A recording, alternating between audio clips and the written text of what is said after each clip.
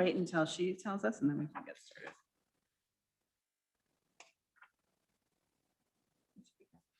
All right, good evening and welcome to the Lake Bluff School District 65 regular Board of Education meeting for August 24th, 2021.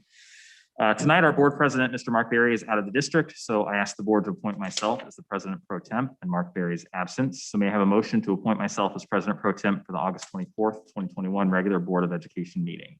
So moved. Second. Okay, Secretary, may I have a roll call vote, please? Yes. Lauren Hirsch. Here. Amy Connell Donahue. Present. Tim Penich. Sorry, is it yes or present? Are we saying that we're You're here yes, or present. that? It Or, should I be think it's sort of yes. both. Right, I think both. it's- Say both. okay, yes, present. Sorry. Carrie Steinbach. Yes, I'm here. And do you want to make Andy pro tem president? Oh, yes, yes. Mark Berry. Present and yes. Ann Hill, present, and yes, Andy Duran. Present and yes, thank you. That motion carries. Okay, may I have a stand for the Pledge of Allegiance, please? Pledge allegiance to the flag of the United States of America and to the republic for which it stands, one nation, under God, indivisible, with liberty and justice for all. Okay, we have a quorum, so we may begin the meeting. As always, now's the time for public comment. We welcome comments from our staff, parents, and constituents. Prior to this meeting, there was a Google form open on our website to collect public comment. Shelley, do we have any public comments that have been submitted? Not at this time. And any hands raised in our Zoom meeting? No.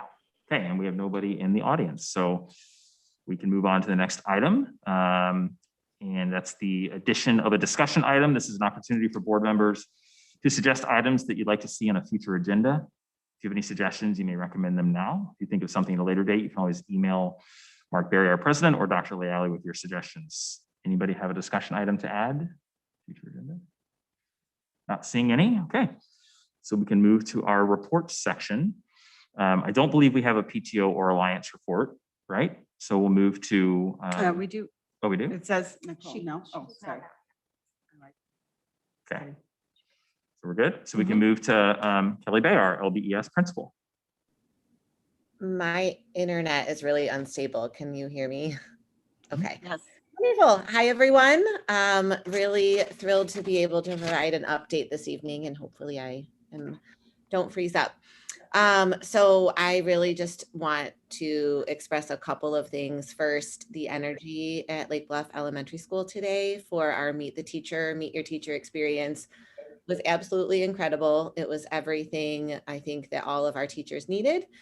In regards to just reminding us of why we are here and what we do. And we had from 1 o'clock to 3 o'clock, we invited all of our students, aside from kindergarten, in with their families to come and meet the teacher, as we traditionally have. And as I said, it was incredible. Lots of families throughout the building. It looks gorgeous here, but above all, you can feel the heart and the readiness of our staff to just get started with the 21-22 school year. So a couple of shout outs.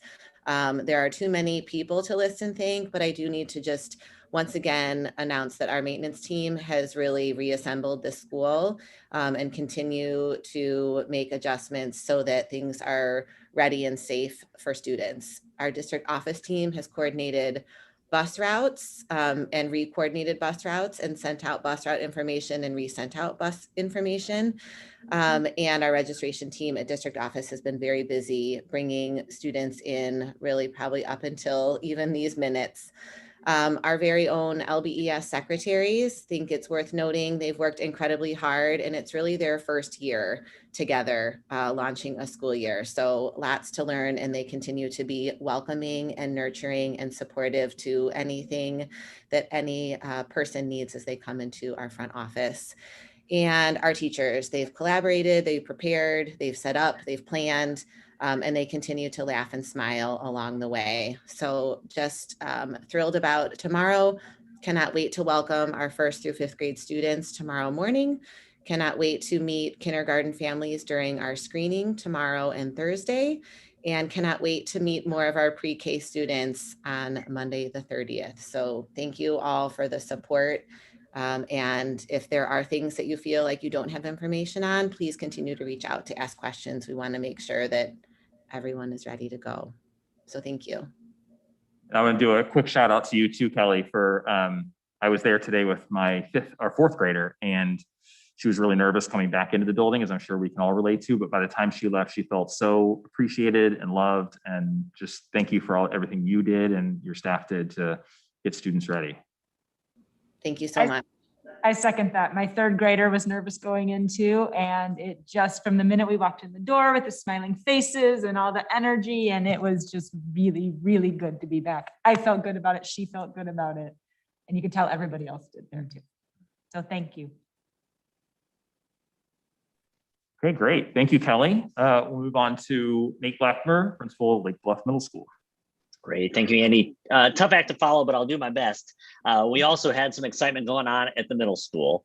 I want to start by thanking Carly Quick, who helped to pull together a new family orientation. I know there was also a new family orientation at the elementary building earlier on. It was great to meet our new families. I want to thank all of our student ambassadors who came to help coordinate tours, show kids around, talk a little bit about their experience at the middle school. They did a fantastic job. I want to also tell you a little bit about a change in the format of our locker day. Traditionally, that's been done for new students and sixth grade students only. We realized this year, seventh grade students as well as sixth grade students have never had lockers before. So those kids were excited to come in. Eighth grade students haven't had lockers since sixth grade. So they were excited to come in. And so we did switch it up and bring everybody in all kind of staggered. So I was able to meet with our sixth grade group, seventh grade group, eighth grade group, and then send them off with their advisors to get to know them a little bit and get their locker assignments.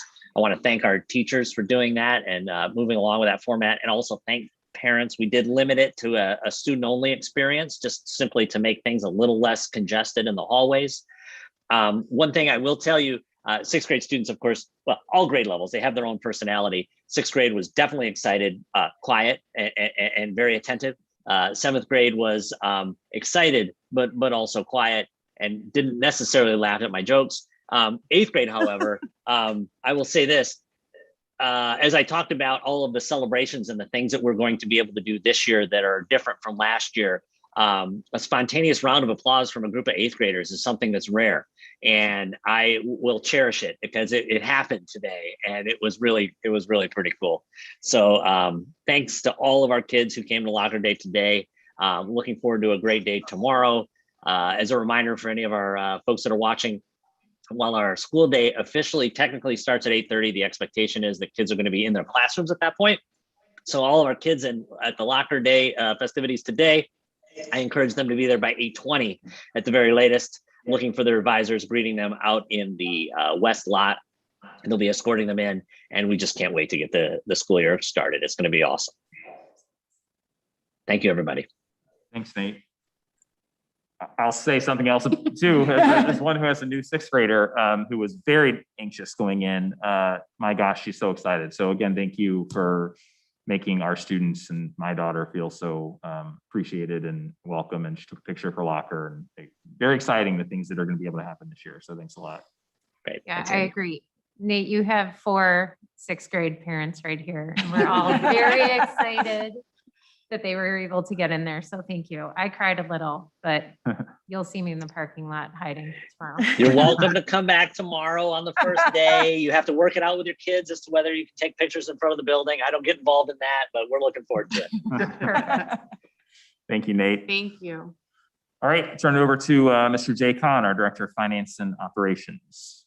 Okay, I just wanted to remind the board that we are not going to have contingency in the budget this year. Last year, we budgeted contingency because there was just so much unknown with the pandemic. And now that we're into a more normal year, we will not be doing that. So you have approved your last contingency resolution last meeting for June, and that will not be a part of future meetings. I also wanted to just say hot lunch is back. I know that there's been some questions. The federal program that we used to give everybody free lunch last year has ended. So we will be also getting back to a more normal lunch. We're trying to start slow and keep things simple for the first couple of weeks, until we get used to it. At the elementary school, there will only be the main entree available. As the year goes on, we may try to add like a sun butter and jelly sandwich or something to that menu, but for now it's just the main entree. All of the information is on our website. There's a neat app, the FD Meal Planner. You can log in and have the menus with you on your phone, so they're easily accessible and you can print out menus. At the middle school, we will have a few more options available every day. I believe there's hamburgers and fries and things like that in addition, and chicken sandwiches in addition to the main entree. And we're just looking forward to getting the kids back in the cafeteria, socially distanced and safe, and getting back to a more normal year. So that is my report. Thank you, Jay. Next, item F is our Director of Student Services, Mrs. Tracy Rourke. Thank you. I just want to echo the buzz that's around the building. It's just been very exciting to see the past few days with Institute Days, with students back in the building. I'm very excited for the first day of school tomorrow. So I just have one brief update.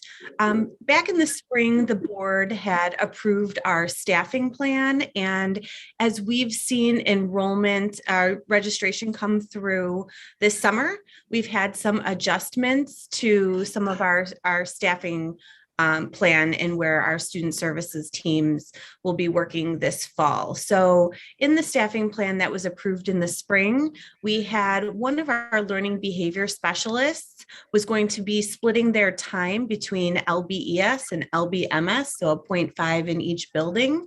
And as we've seen some students move out who have individualized education plans and kind of our enrollment shift up towards the middle school, that staff member will now be a 1.0 at the middle school and not be spending any of that time at the elementary school. So we're not adding any staff members. It's just a shift in where their responsibilities will take place. Thank you, Tracy. I don't believe our President Mark Berry has a report tonight. If I'm wrong, let me know. Okay, so I'll turn it over to Dr. Leali for her superintendent's report. Great, thank you. So first and foremost, I want to thank the community for your patience as we have continued to problem solve for this school year. There is guidance that continues to come out from the Lake County Health Department and other agencies to make sure we're doing the right things for COVID. Even though this is not the focus of our year, there are some things that we still need to do to make sure everyone is safe and healthy. So thank you to all the parents and families who've been patient with us as we have worked to get our systems and processes nailed down so that we are completely ready for students tomorrow. I want to thank our nurses. They continue to be one of the most valuable resources that we have here. And I just want to welcome back a friendly face to LBES. She'll be starting the year with us. Maggie Kanakis will be helping us the first couple of weeks of school. So if you see her, say hi. She's ready to go, super friendly. I want to thank the district office staff, transportation, food service, registration. This is a big time of year for district office staff members, not just Tracy and Jay and I, but our, Nancy and Shelley and Tammy and Jenny and our building secretaries who work to make sure that everything is the way it needs to be on the back end so that we can have a smooth year. And then finally, thank you to our administrative team, our principals and assistant principals who have been working to make sure that everything is smooth for arrival tomorrow and our first day of school. And we had a wonderful launch of our school year on Monday, and we have just an amazing team of teachers and administrators here in Lake Bluff. So with that, I'm going to ask our building principals to get a good night's sleep and do whatever else needs to be done so that we can see them bright and early in the morning. And just my last reminder is we just ask that everyone do their best to certify that their children are healthy before they send them to school, that they send their children with masks. We have plenty of PPE to help with that if people forget. But we are going to do our absolute best to make this as normal, safe, and healthy a year as possible. Is that it? That's it. Okay. Thank you, Dr. Leali. Good evening, Kelly and Nate. Okay, we're now going to move on to item 7, which is our discussions and presentations for the evening. Item A is a review of the tentative budget. As a reminder, Jay Kahn will review the budget with us tonight, and the board will be asked to give final approval to the budget at the meeting on September 28th. So Jay, it's all you. All right. Shelley, can I share my screen, please?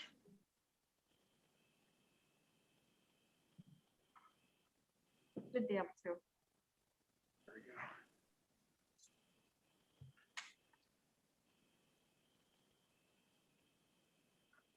All right.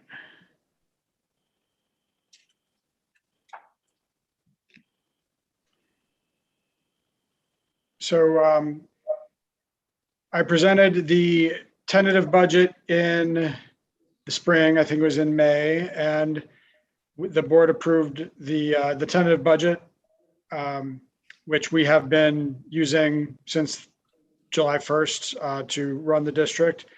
Since that time, we've had some staffing changes and just some other, we've got some better information. So I've done some tweaks to the budget, but it really has not changed significantly.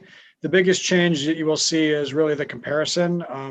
I was comparing to how I thought the year was going to end. So these numbers, this is pretty much my final budget. I won't say there won't be any changes between now and when it's approved, but probably very, very few.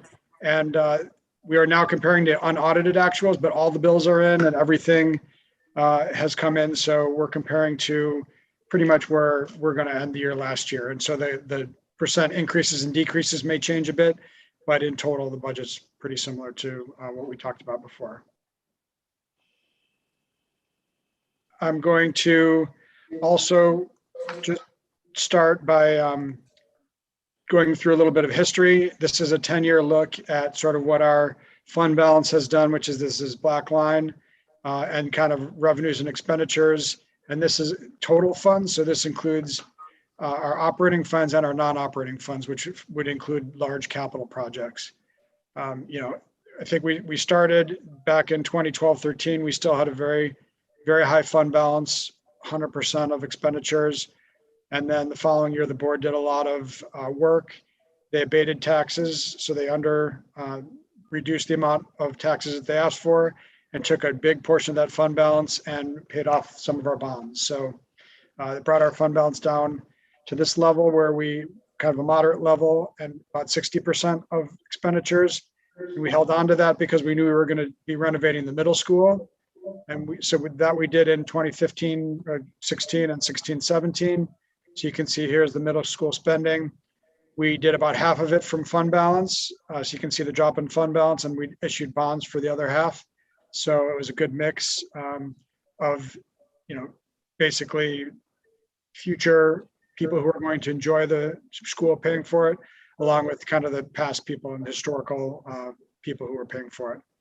And our fund balance has remained relatively constant. Now we're typically between 35 and 40%, which is within our fund balance target. You can see this year we had a pretty significant surplus last year, $1.2 million. And this was really all COVID related.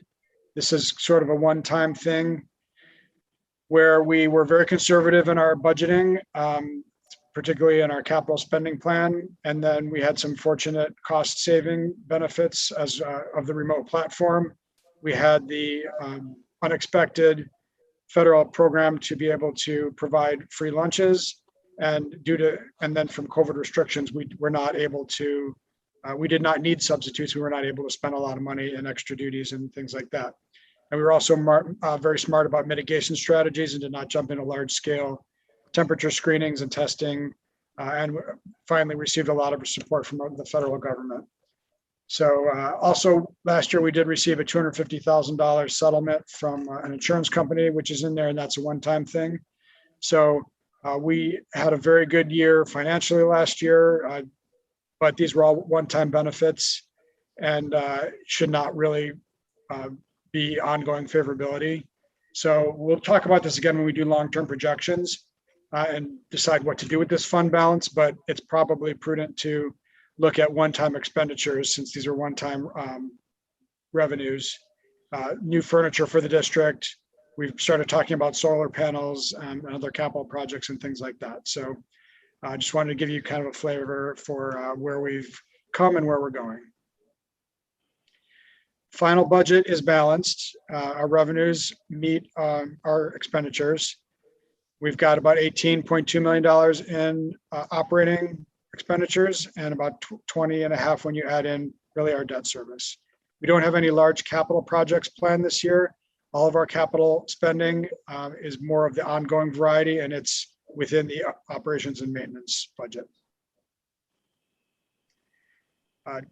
Some of our revenue assumptions, again, our taxes are increasing by 2.8%, our property taxes. That was 2.3% on existing property, which was the consumer price index, or the increase in the consumer price index.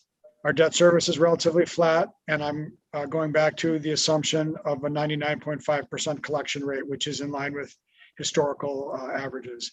Last year, if you recall, we budgeted, I think, 98% because we were concerned at the time, the time of the budget, the economy was in significant recession, and we did not expect to see all of our taxes, but we ended up collecting them. Interest income is very low. Rates are super low. We have almost no interest income this year in the budget. And we have about flat state. Most of our state revenue is flat. That is our evidence-based funding, which is based on the characteristics of our students and our local resources. We will see a reduction in transportation aid because it's given to us on a reimbursement basis. And we spent very little on transportation last year due to the pandemic. And then also, the CPBRT stands for Corporate Property Replacement Taxes, and that is budgeted in line with historical averages. We actually received quite a bit of that last year because when the economy picked up, they were record profits and I don't expect that to continue. And then I did also just want to point out that we do have some ESSER, the rest of the federal money that we expect to receive is in our current budget. And we did require that to balance the budget. We have several one-time staffing or additional staff members that are basically for this 1 year, next year, and they're paid for with that money. So without that additional federal money, with our current staffing level of the budget would not be balanced. This is just a look at our revenue by fund. You can see it's been pretty flat by fund. We did increase this is basically our pension fund for our non-certified staff and for Social Security. And the only reason that it's increased is because we're trying to balance our fund balance in that fund, and we had reduced our levy in that fund the prior year, and we're just going back to normal. Looking at the makeup of revenue, 90% property taxes.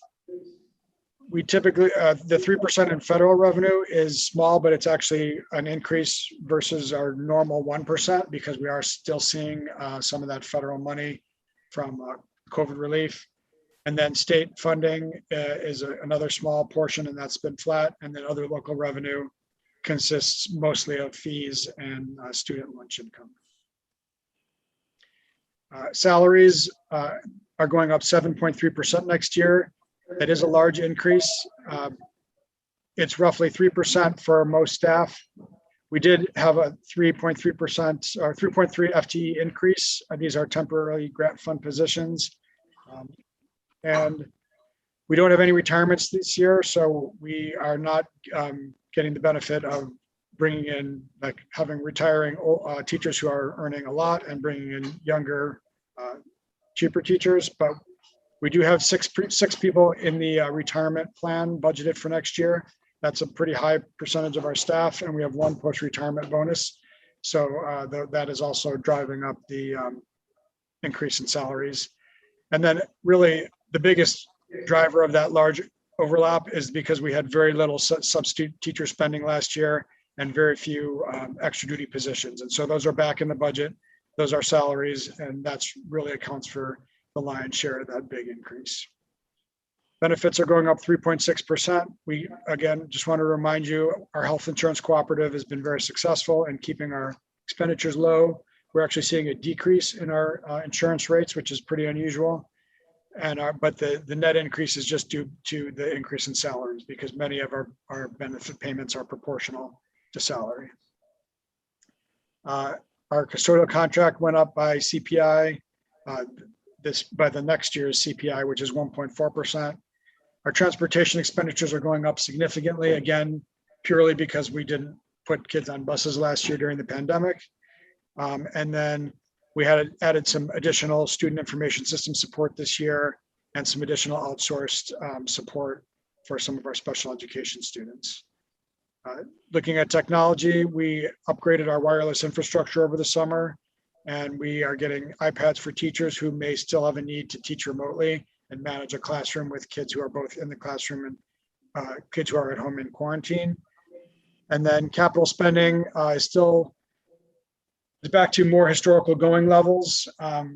We're doing an access control system that the board will hopefully approve later in the meeting. We are looking at replacing our second boiler at the elementary school just as a preventative maintenance item. And then we're looking to buy new snow removal and grounds maintenance equipment. And also we have one fewer special education outplacement student in this year's budget. Looking at expenditures, this is how they are increasing by fund. Again, you can see transportation purely because we had such a limited number of buses running last year. Everything else is going up more or less in line with that change from year to year and the increase in revenue. And then no large capital projects this year. Looking at it by object or kind of the stuff we buy. Again, I've already been through salaries and benefits numbers, purchase services. That's a 22.6% increase for the reasons outlined. A big reason is that we purchased bus service, so that's driving that number. Supplies are decreasing next year. We spent a lot of money on COVID-related supplies that we aren't going to be repeating, and we didn't spend very much money. We're also going to be returning to normal kind of student classroom supplies. And then capital, in this capital number was our copiers for last year, which get counted as capital. So it looks like a big decrease, but excluding that capital, we're excluding the copier replacement from last year, we are actually going to be increasing our capital by quite a bit. And then dues and fees would include special education outplacement costs. Looking at what we spend, again, by category of stuff, 2/3 of our spending, if you include all total funds, including our debt service, it's about 2/3 of our spending. Salaries and benefits represent 3/4 of our operating spending. So if you were to remove debt service, this would be about 75% of our budget. Again, purchase services are the buses and the night custodians, which is also very personnel heavy. So spending related to salaries and benefits in total is a very significant part of our budget. And then really the capital and supplies we buy only amount to about 5% of our total operating budget. So education, as you know, is a very people-intensive business. I always like to show our debt service. This is our debt service schedule going out in years by bond issue. A lot of this debt service is still on the books related to the building of our middle school. The yellow bars were the debt that was issued for the middle school. And so starting in the next couple of years, we also need to manage our total tax rate and look at if we need any debt for facilities out into the future, or if we want our debt service to drop down in 2030. But we will have a significant part of our debt paid off and by 2030 and be relatively debt free. And then looking at fund balance, with the large surplus this year, we're at about 41% of operating expenditures and fund balance. And this, again, we have a balanced budget this year, so we're not expecting to increase our fund balance for next year, but this is right like heart in the middle of our fund balance policy. So it's within our on our targeted range. And when we talk about long-term projections, we'll see kind of what we expect to happen with that number going out the next 5 years. And so that's all I had, and I'm take any questions. Thank you, Jay. Any questions for Mr. Khan? Budget? Not singing? Okay, thanks very much. We're going to move on to item 7B, which is Dr. Leali's update to the board on equity. Okay, thank you very much. So as part of my responsibility as your superintendent is to provide development opportunities to the Board of Education regarding current initiatives in the district. As equity is something that has been outlined as a primary goal for me and was outlined when I was hired by the community survey. I wanted to begin providing ways for the board and the administrative team to start learning a little bit more about that issue and have the ability to ask questions and kind of talk as a group, especially as we look to launch our task force this fall.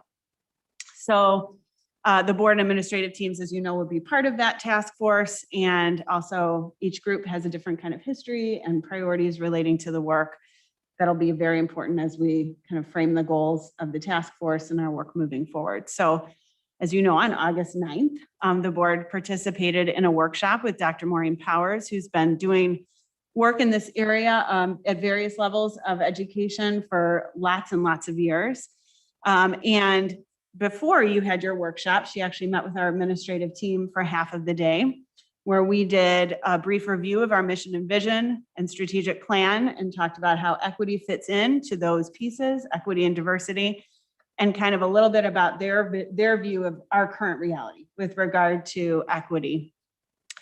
We also we were able to receive a little bit of history on equity work from Dr. Powers in education and how it can positively impact individuals well into their adult lives. If we're looking at this as an early childhood, early education part of what we do as a public school.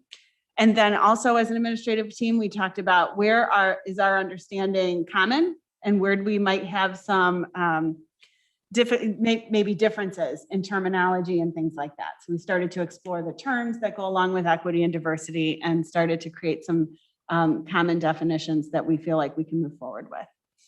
Then in your workshop, we also had a very high level kind of beginning overview of the topic of equity.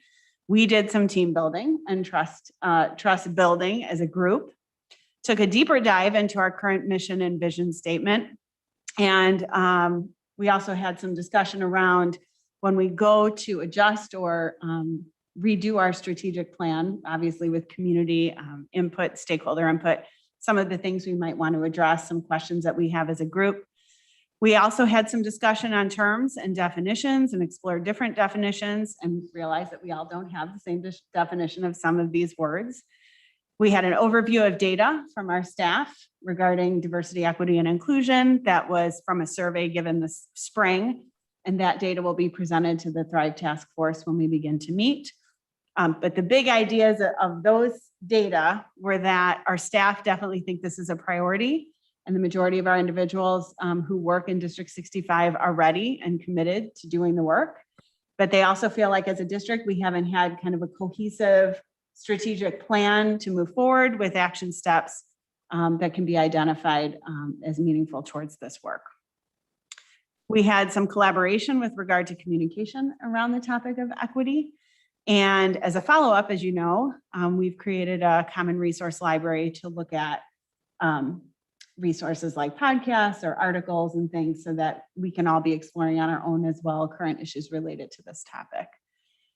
And then the next day, actually, Dr. Powers came back and had another follow-up meeting with our building level administrators on how to create systems and structures that allow our administrative team more time to observe instruction and culture in their building. So just kind of a working logistical meeting around problem solving some of the time issues. As you can imagine, being a building administrator, there's a lot to focus on. And so she was able to kind of walk us through some strategies for making time for that work. And then also started to talk about alignment of all the things that we do as a district, where equity fits into that, and where we might be able to find time to begin studying this topic with our faculty as well. So it was a very productive day and a half with Dr. Powers. We felt like we got a lot of discussion time as an internal team. And I know that you all sent your feedback to me. I think it'd be great if you wanted to add anything to what I'm presenting, but I have forwarded that feedback to Dr. Powers. We're working on next steps. I just wanted to provide that update to the community. Thank you, Dr. Leally. So we'll open that up for any discussion among the board, your experience that day or the work with equity to date.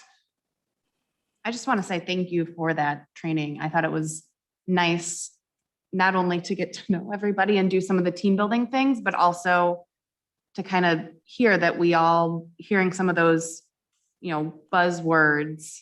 It was good to hear that we all have different, views on the definition. And, it made me feel a lot more comfortable coming out and saying, well, I'm not so sure about that. So I found that to be extremely beneficial, and thank you for having her come meet with us. Thanks, Lauren. I agree that the conversation on defining some of the buzzwords and the topics that we discussed was very helpful, because everybody certainly had a different take on what some of the definitions were. Yeah, it was a great experience overall. I really appreciate the opportunity, the discussions, and again, to echo what Amy and Lauren said, the definitions I thought was very informative, because there are some things where I'm like, I think I know what that is, but I don't know, and I don't really want to ask. So that was helpful to have that all put out there, and I appreciate the articles and the podcasts that you've compiled for us. Those have been very interesting so far. So thank you.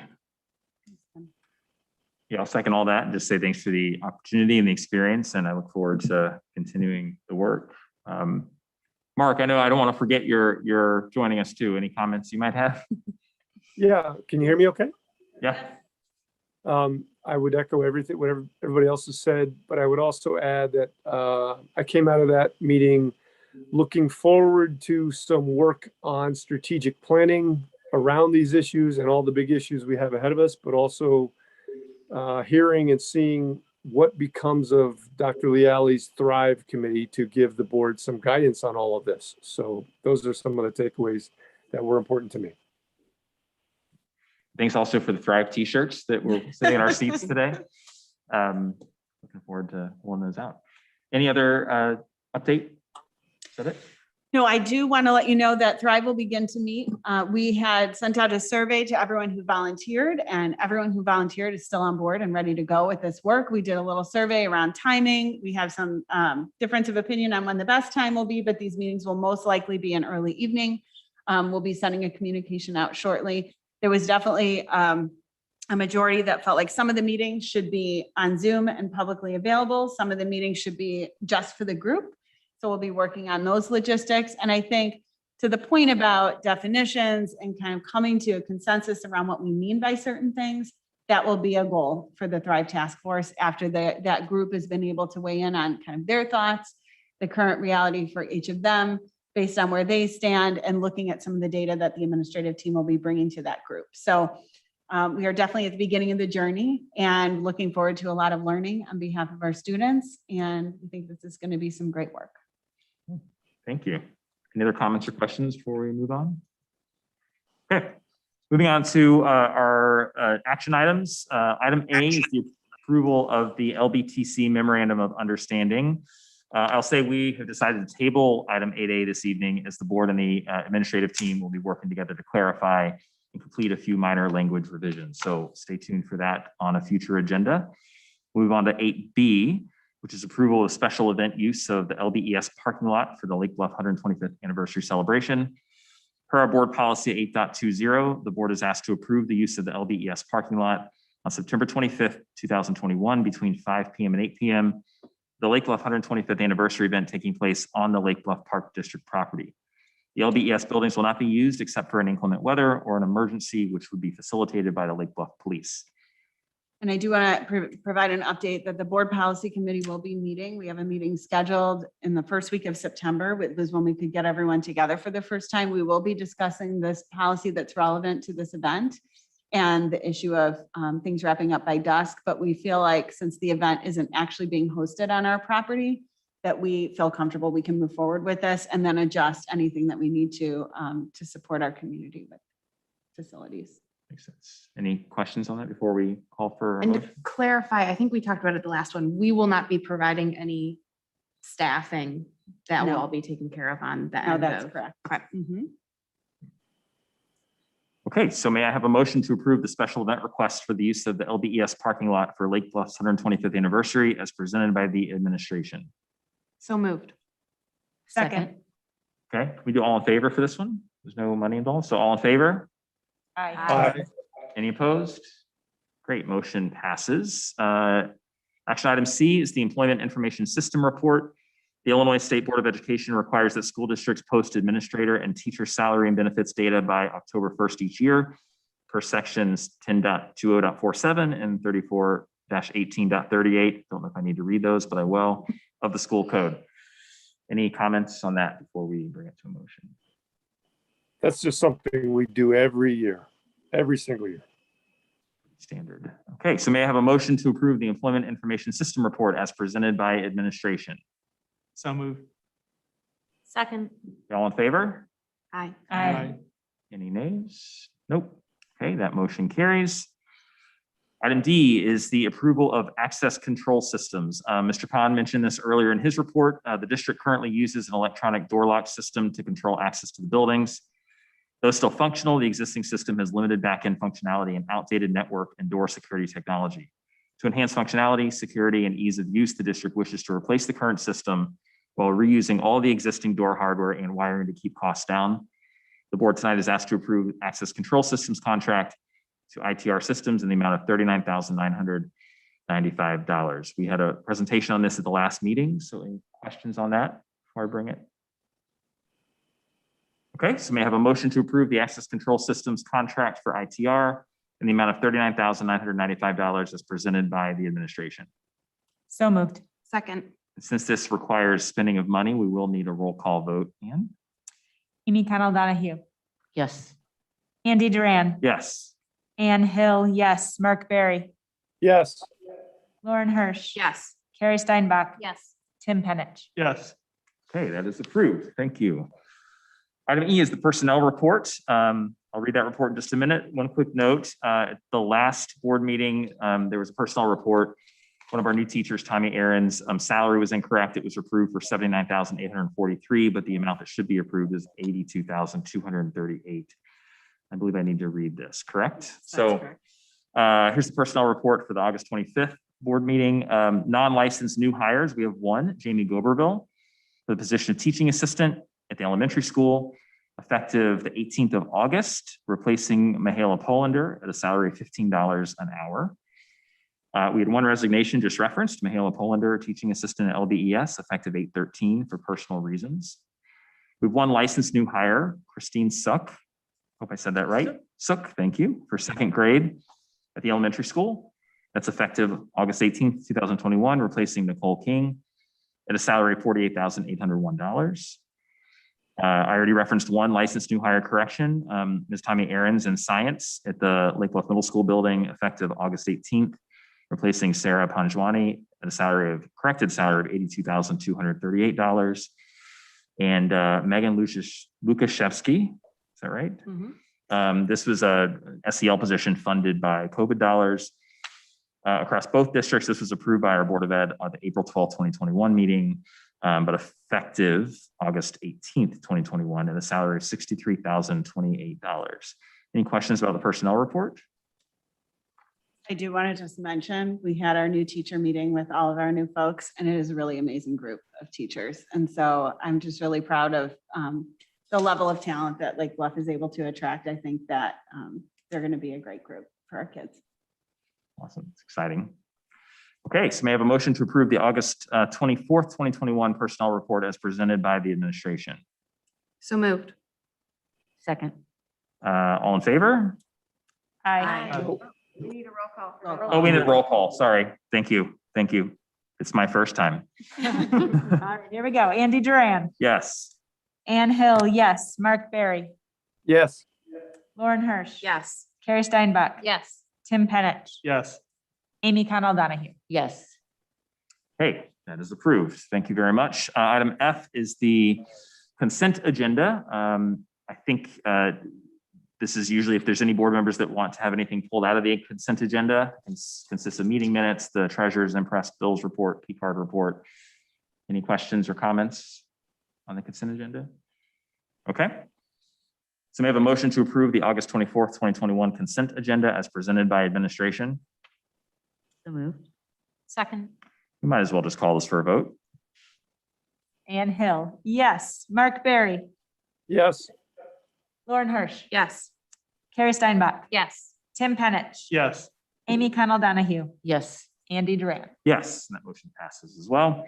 Item 9 is our FOIA request. We had no FOIA requests this month. When we do, they're in the packet, none this month. Item 10 is public comments. We do this at the beginning and end of every meeting. So shall I ask again, anybody on the Google form or any hands raised in Zoom?